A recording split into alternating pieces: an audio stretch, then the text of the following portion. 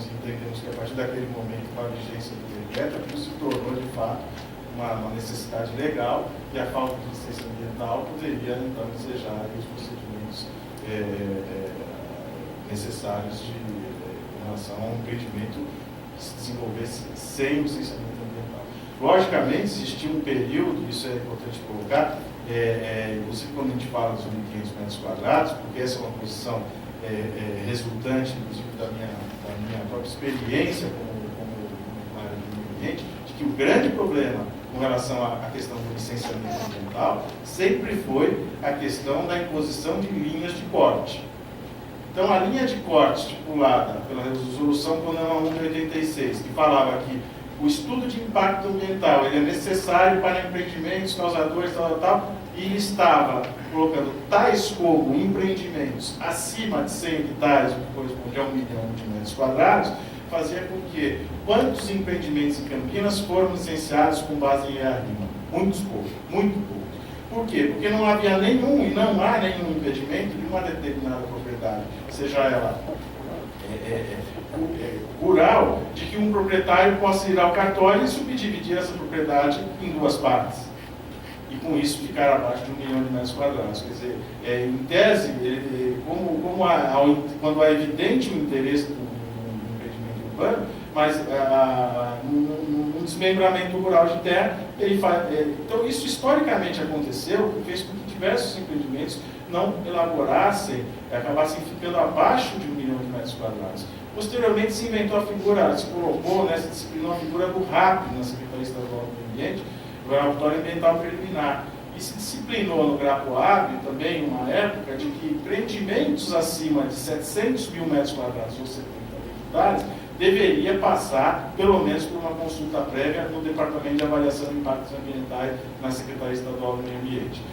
Então, empreendimentos abaixo daquilo eram licenciados, em especial os loteamentos, eram licenciados, então, via GRAPOAB, ouvindo ali, na época, a CETESB, que atentava muito para a questão, logicamente, do saneamento, esgotamento sanitário, abastecimento e a questão do controle de poluição, e, de outro lado, um outro órgão, que era o DPLN, que avaliava as questões de supressão de vegetação, intervenção em áreas de preservação permanente. Então, o licenciamento de grande parte da maioria dos empreendimentos se deu via Estado, através de CETESB e GRAPOAB. Agora, o GRAPOAB também tem uma linha de corte, né? E essa linha de corte que foi colocada é quando que também, de todas as maneiras, possibilitava que houvesse o que há. Então, determinados desmembramentos que chegavam, então aquele determinado empreendimento está abaixo da linha de corte do GRAPOAB. E aí, muitas vezes, contando, então, que até com uma dispensa, um certificado de dispensa mostrando, olha, não, ele está abaixo dessa linha de corte, são mais de 20 metros quadrados ou de tantas unidades. Quer dizer, com a edição do decreto, o que se procurou, praticamente, era acabar com a questão da linha de corte. Mas aí falaram, mas aí você acaba englobando muitas coisas e acaba ficando exagerado. Mas o objetivo, inclusive, do próprio decreto é especificar, quer dizer, se é um empreendimento simples, de baixo impacto ambiental, ele passa por uma análise muito simples e que vai resultar numa licença que vai indicar que aspectos daquele empreendimento, pode ser um empreendimento pequeno, às vezes tem a questão de resíduo de construção civil, que a gente sabe que é um problema na cidade, tem às vezes a questão de movimentação de terra, ou corte de uma outra árvore, quer dizer, que o licenciamento ambiental se desse de uma maneira, ou tem a licença ou não tem a licença. Ele não pode obter a autorização de cortar a árvore se ele não tiver a questão do projeto aprovado, quer dizer, de ter isso amarrado para que, olha, é viável ou não é viável, quer dizer, é viável do ponto de vista do esgotamento, mas não é viável do ponto de vista da APP. Então, a licença, ela tem que contemplar esses aspectos. Ou emite a licença ou não emite a licença.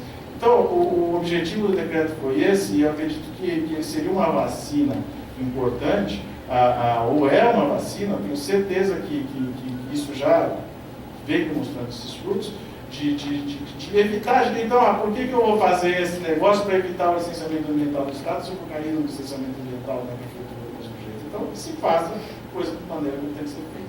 Secretário, o senhor falou dessa questão da necessidade de arrima para empreendimentos acima de áreas acima de 1 milhão de metros quadrados, né? Inclusive a próxima pergunta era nesse sentido. Nós tivemos aqui o Santander, que trouxe esse centro de processamento de dados aqui na região do Ciatec, e uma área de aproximadamente 1 milhão de metros quadrados que eles... nesse projeto especificamente, ele passou pela Secretaria do Meio Ambiente, foi feito o licenciamento ambiental, porque se eu não me engano foi na época do senhor secretário. Sim, o empreendimento Santander passou por um processo de licenciamento. É importante destacar que o empreendimento adquiriu uma série de áreas ali na região do Polo 2 do Ciatec. Do Polo 2 do Ciatec. E ele anunciou, e eu só lembro que havia um projeto de se ocupar daquilo de uma maneira, nos centros administrativos, mas o que foi apresentado à Secretaria do Meio Ambiente era a implantação do CPD, o Centro de Processamento de Dados do Banco Santander, numa gleba que não havia sido alvo de desmembramento recente com esse objetivo, de 600, se eu não me engano, 680, 690 mil metros quadrados. Então não precisou de EARIMA no caso. Não precisou do EARIMA. Mas foi feito um licenciamento ambiental mais apurado. O empreendimento que foi apresentado apresentava algumas características, inclusive de uma ocupação em torno de 15% a 18% pela própria característica do empreendimento, numa área coberta por pastagem. E então foi feito um licenciamento com uma série de exigências técnicas lá que tem que ser observadas pelo empreendimento. E o alvará de execução da obra saiu só após a análise do licenciamento ambiental, foi isso? Eu realmente não saberia dizer, não saberia dar essa resposta. E quais foram as exigências que vocês fizeram ali na ocasião? Compensação ambiental? Houve a necessidade, no caso específico aí, não sei se o senhor se recorda, de efetuar novas diretrizes, o parcelamento do solo, enfim.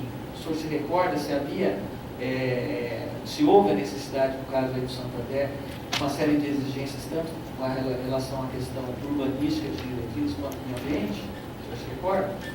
O que eu me lembro não incidia, no máximo na abertura, uma atividade de abertura de aquela área, e a questão do licenciamento ambiental, uma série de aspectos, por exemplo, o reflorestamento lá de uma área bastante significativa, além da APP de 20% da área do terreno, que resultou na necessidade de um plantio de mais de 25 mil metros de árvores no próprio terreno, a manutenção de permeabilidade em praticamente 80% do terreno. O decreto já estava em vigor nessa época da aprovação da análise do Santander? Você recorda o decreto 16.973? Eu não lembro exatamente a data da emissão, mas eu acredito que sim, estava em vigor. Então, para iniciar as obras, precisaria obrigatoriamente de efetuar primeiro o licenciamento ambiental e depois emitir o alvará de execução. Quanto tempo, nesse caso específico, demora para a emissão para análise e aprovação do licenciamento ambiental? No caso específico do Santander, o senhor se recorda? Eu avalio, eu não tenho esse dado de cabeça, mas eu acredito que foram entre praticamente 5 meses, alguma coisa nessa ordem, desse processo que foi o período de análise da comissão de análise. Enquanto o senhor estava na Secretaria de Meio Ambiente, o senhor participou em algum momento da análise do licenciamento ambiental para a instalação do Centro Tecnológico do Banco Itaú, também nessa região do Polo 2 do Ciatec? Nós chegamos a recepcionar um texto com representantes do Banco Itaú, naquela área que a própria matrícula superava 1 milhão de metros quadrados, incidia uma diretriz viária. Então, diferentemente do Santander, nesse caso precisaria ser feito um EIA-RIMA, né? Porque a área era acima de 1 milhão de metros quadrados. É isso, está correto? A análise, a questão do estudo de impacto ambiental, definido pela resolução número 86, é importante destacar o seguinte: isso já deu margem para muita discussão. Quando ele coloca no anexo atividades tais como projetos urbanísticos acima de 1 milhão de metros quadrados,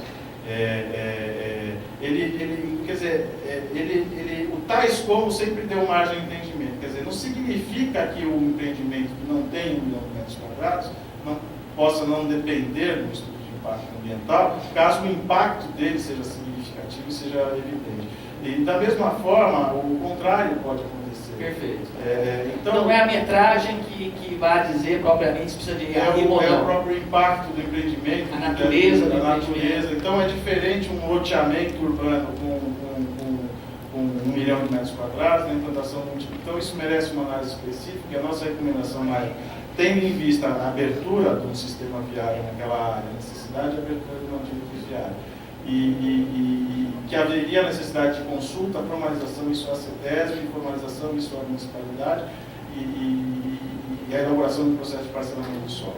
O senhor se recorda quando o senhor recebeu essa comitiva do Banco Itaú para fazer essa primeira análise sobre quais eram as necessidades ambientais ali no Brasil? Se foi no ano passado, no ano de 2011, ou se foi anteriormente?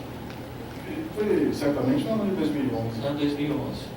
Então, o senhor acredita que as exigências que foram impostas ao Banco Itaú, o senhor está dizendo que precisou de 5, 6 meses para aprovar o licenciamento ambiental do Santander.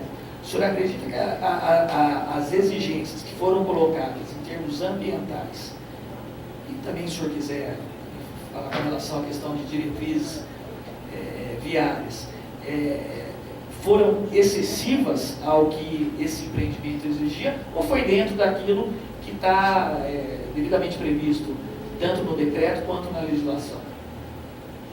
Eu acho que era necessário, né, a formalização do procedimento, até que pudesse ser feita a avaliação. Eu acho que sendo um empreendimento que pudesse trazer um benefício ao município de Campinas e avaliado, né, o seu impacto ambiental, eu acho que deveria ocorrer, mas para que isso fosse sedimentado, consolidado no procedimento, que possibilitasse a análise e manifestação.